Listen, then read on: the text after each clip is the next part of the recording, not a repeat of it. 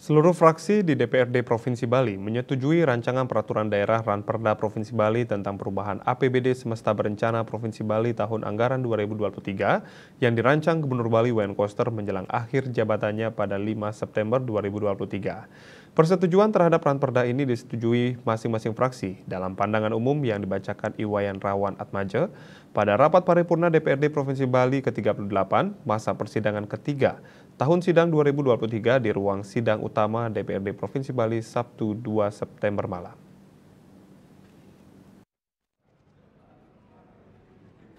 Di hadapan Wakil Gubernur Bali Cokordoko Arte Ardanuskawati Coace yang mewakili Gubernur Bali, Rawan Atmaja mengatakan bahwa seluruh fraksi DPRD Provinsi Bali mengapresiasi terhadap penyampaian Gubernur Bali Wayan Koster saat rapat paripurna istimewa ke-34 DPRD Provinsi Bali dengan acara peringatan Hari Jadi ke-65 Provinsi Bali pada Senin 14 Agustus 2023. Gubernur Koster menyampaikan pidato pencapaian kinerja 5 tahun tatanan Bali era baru. Pencapaian ini disampaikan sebagai pertanggungjawaban konstitusional, politik dan moral gubernur dan wakil gubernur kepada seluruh kerama warga Bali yang telah memberikan kepercayaan untuk memimpin Bali melalui pemilu kepala daerah pada tanggal 27 Juni 2018 lalu. Sesuai janji politik yang sempat disampaikannya pada saat kampanye, dikatakan bahwa kepemimpinannya bersama Wakil Gubernur, pembangunan Provinsi Bali diselenggarakan dengan visi Nangun Satketi Loka Bali melalui pola pembangunan semesta berencana menuju Bali era baru yang telah dituangkan dalam Rencana Pembangunan Jangka Menengah Daerah RPJMD Semesta Berencana Provinsi Bali tahun 2018-2023, dilaksanakan secara konsisten, teguh pendirian, dan komitmen kuat. Visi ini adalah untuk menjaga alam, manusia, dan kebudayaan Bali secara skala-niskala. Bali era baru yaitu suatu era yang ditandai dengan tatanan kehidupan baru, Bali yang kawista, Bali kang tata titi tentram kertara harja, dan Bali yang gemari pahloh jinawi, yakni tatanan kehidupan holistik yang meliputi 3 dimensi utama.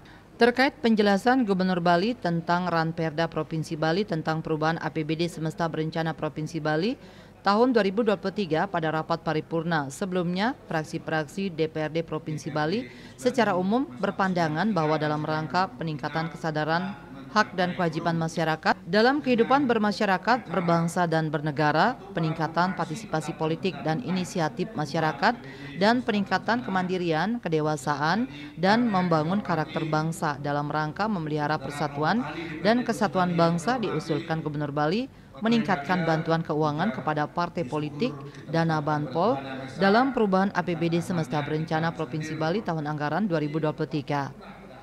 Peningkatan dana banpol yang digunakan terutama sebagai dana penunjang kegiatan pendidikan politik yang sangat penting guna membantu partai politik dalam mengedukasi dan sosialisasi ke masyarakat. Terlebih lagi tahun ini sudah berada di tahun politik dan tahun 2024 sudah penyelenggaraan pemilu.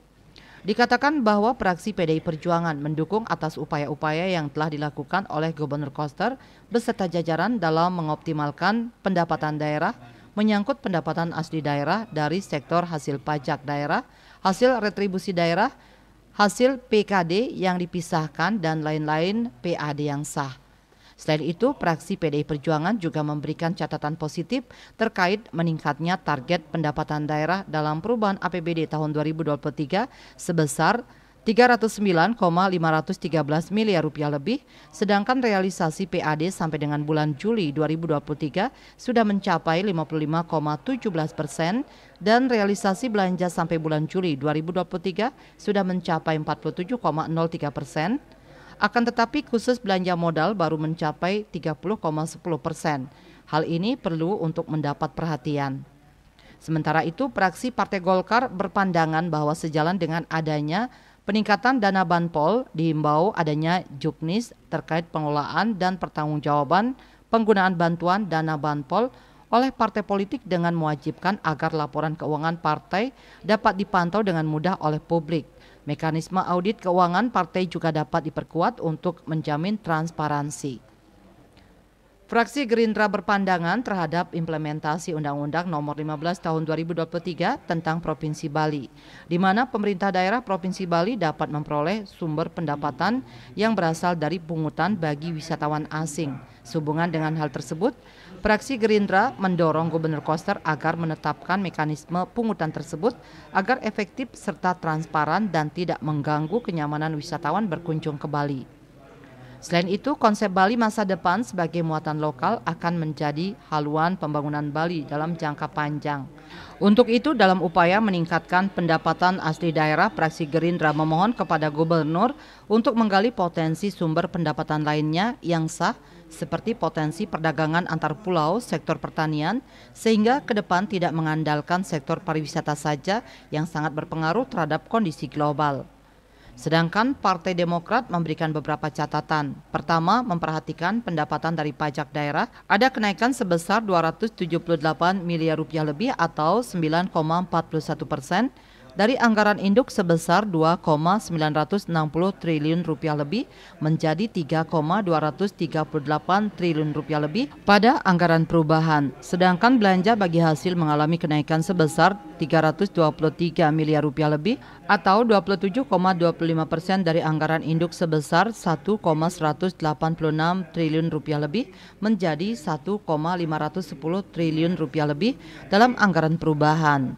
Terhadap hal tersebut, Gubernur diminta penjelasan sehubungan kenaikan anggaran belanja bagi hasil tidak proporsional dengan kenaikan pajak daerah.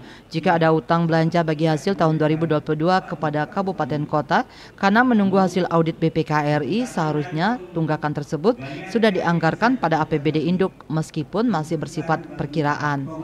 Kebijakan ini dapat mengganggu APBD kabupaten kota dan memberatkan beban Provinsi Bali dalam perubahan APBD. Kedua, terkait pendapatan daerah dari pengelolaan kekayaan yang dipisahkan mengalami penurunan sebesar 2,591 miliar rupiah lebih atau 0,32% dari APBD induk sebesar 810 miliar rupiah lebih menjadi 808 miliar rupiah lebih dalam APBD perubahan yang sebagian besar bersumber dari pengelolaan Pusat Kebudayaan Bali.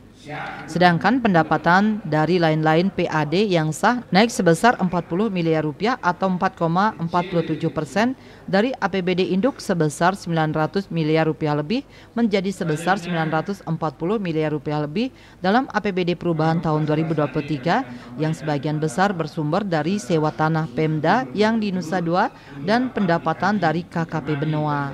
Terhadap hal tersebut, fraksi Partai Demokrat memohon penjelasan Gubernur apakah pendapatan tersebut realistis dapat dicapai. Ketiga, belanja barang dan jasa terjadi peningkatan sebesar 36 miliar rupiah lebih atau 2,69% dari APBD induk sebesar 1,348 triliun rupiah lebih menjadi sebesar 1,384 triliun rupiah lebih. Peningkatan ini diperkirakan dipergunakan untuk membayar honor penjaga gunung sebagai akibat dari kebijakan Gubernur Koster melarang pendakian gunung.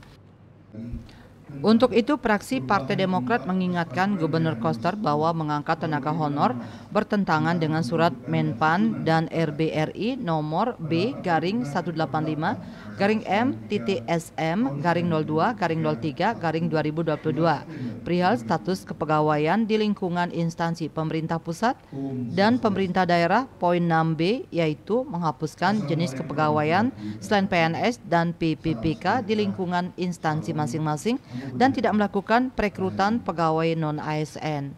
Memberatkan APBD karena untuk 3 bulan saja dibutuhkan dana 36 miliar rupiah dan kali 1 tahun akan membutuhkan dana sebesar 144 miliar rupiah dan beban ini akan berlanjut setiap tahunnya serta akan berkembang untuk penjagaan gunung-gunung yang lainnya.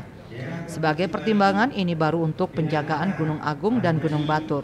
Masih ada gunung lainnya seperti Gunung Abang, Gunung Batu Karu, Gunung Merbuk, Gunung Lempuyang yang juga perlu penjagaan.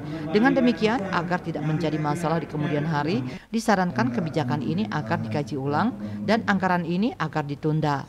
Sementara itu, fraksi Nasdem, PSI dan Hanura berpandangan dalam rangka transparansi dan akuntabilitas pungutan bagi wisatawan asing, diusulkan agar dibuatkan aplikasi online yang bisa diakses publik, sehingga pungutan wisatawan asing tersebut bisa diketahui secara real time. Harapannya pungutan bagi wisatawan asing ini melewati target, sehingga pendapatan asli daerah yang pada tahun 2023 ini ditargetkan 4,7 triliun rupiah bisa meningkat. Tentu saja dengan pungutan Rp150.000 per wisatawan asing, kenaikan PAD dari pungutan ini tidak terlalu signifikan. Oleh karena itu, kreativitas lain dituntut terus dilakukan guna menggali PAD dari sumber lainnya.